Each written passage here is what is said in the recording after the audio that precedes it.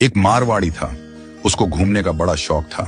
अब वो घूमते घूमते एक ऐसे राज्य में चला गया जहां पर क्या था, हर 5 साल में राजा चुना जाता था, पर चुनाव का तरीका अनोखा था। एक हाथी आता, सूंड में माला लेकर, और सबके बीच घूमता था। जिसके गले में वो माला डाल देता वही राजा बनता था।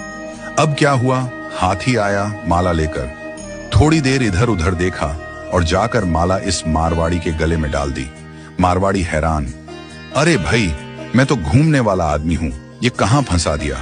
खैर, उसे राजा बना दिया गया, सिंहासन पर बिठाया गया। राजपुरोहित आया, तिलक करते हुए शर्तें सुनाने लगा। भैया, आपको 5 साल के लिए राजा बनाया जा रहा है, लेकिन 5 साल पूरे होते ही आपको यहां से सैकड़ों किलोमीटर दूर एक उफनती नदी के किनारे छोड़ दिया जाएगा। उस नदी में घड़ियाल हैं, मगरमच्छ हैं, जिनकी वजह से आप नदी पार नहीं कर सकते।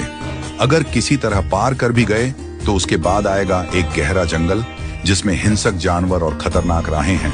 वहां आप जानो और आपकी किस्मत। अब तक जो भी राजा बना था उसे मालूम था कि 5 साल बाद मरना तय है, तो वह 5 साल बस ऐश करता था, भोग विलास, मजा, तामझाम। लेकिन यह मारवाड़ी अलग निकला।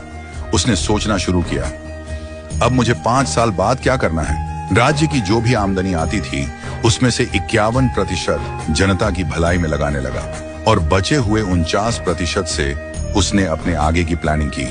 पहले साल उसने नदी पर एक पुल बनवाया, दूसरे साल उस पार के जंगल को साफ करवाया, खेती के लायक जमीन बनवाई, तीसरे साल वहां सड़कें बनवाई, लोग वहां बसने लगे, गांव और मोहल्ले बनने लगे। चौथे साल एक छोटा सा महल बनवाया जहां वह आगे जाकर रह सके। 5वें साल अपने जीवन भर का खर्च, जरूरी चीजें, अनाज, सब कुछ वहां स्टोर करवा दिया। अब 5 साल पूरे हो गए। परंपरा के अनुसार लोग उसे ढोल नगाड़ों के साथ विदा करने आए। लोगों की आंखों में आंसू थे।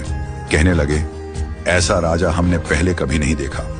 वो राजा था मारवाड़ी, शांत मुस्कान के साथ सबको प्रणाम किया और उस पुल पर चढ़ गया जो उसने खुद बनवाया था। लोग अवाक रह गए। हजारों राजा आए गए, मारे गए, लेकिन ये पहला राजा था जो भवसागर को पार कर गया। कथा का संदेश, हम सभी इस धरती पर सीमित समय के लिए आए हैं। ये जीवन 5 सालों की तरह है। जो इस समय को मौज में घंवा देता है वो अंत में उस भवसागर में गिरता है जहां मगरमच्छ, घड़ियाल, दुख और पीड़ा है। लेकिन जो जीवन का उपयोग अच्छे कर्मों, जनसेवा और प्रार्थना में करता है वो इस जीवन से परे उस पार पहुंच जाता है। तो आज ही से भवसागर पार करने के लिए अपना पुल बनाना शुरू कीजिए, ताकि जब आपका कार्यकाल समाप्त हो तो आपको भी सीधे ठाकुर जी के पास बैकुंठ में वास मिले और आपके अच्छे कर्मों की वजह से आपको हमेशा के लिए याद रखा जाए।